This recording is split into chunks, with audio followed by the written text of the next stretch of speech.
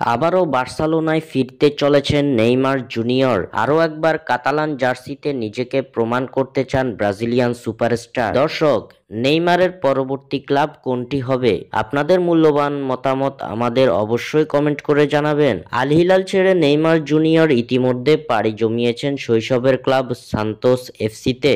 মাত্র 6 মাসের চুক্তিতে সান্তোসে ফিরেছেন নেইমার। তবে নেইমারের সান্তোসে ফেরা কেবল নিজেকে প্রস্তুত করে তোলার জন্য, এমনটাই দাবি করছে কাতালান রেডিও কাদেনা সের। নিজের ক্যারিয়ারের অধ্যায়ে বার্সেলোনার অধ্যায়টা যে কেবল রঙিন তা কি করে ভুলবেন নেইমার জুনিয়র। পিএসজিতে ভালো ছন্দে থাকলেও একের পর এক ইনজুরিতে সফলতার মুখ খুব কমই দেখেছেন ব্রাজিলিয়ান সুপারস্টার। অন্যদিকে এই ইনজুরির কারণে আল হিলালের যাত্রাটাও সুখকর হয়নি ব্রাজিলিয়ান পোস্টার বয়ের জন্য।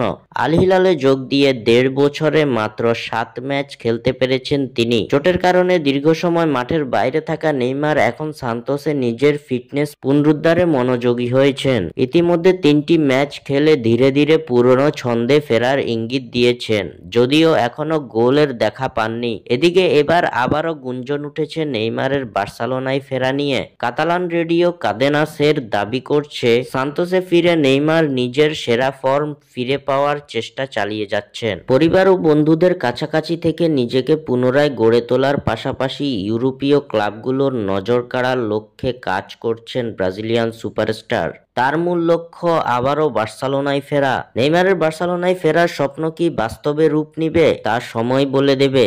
স্বাক্ষর থেকে সাদবিন ইসলাম।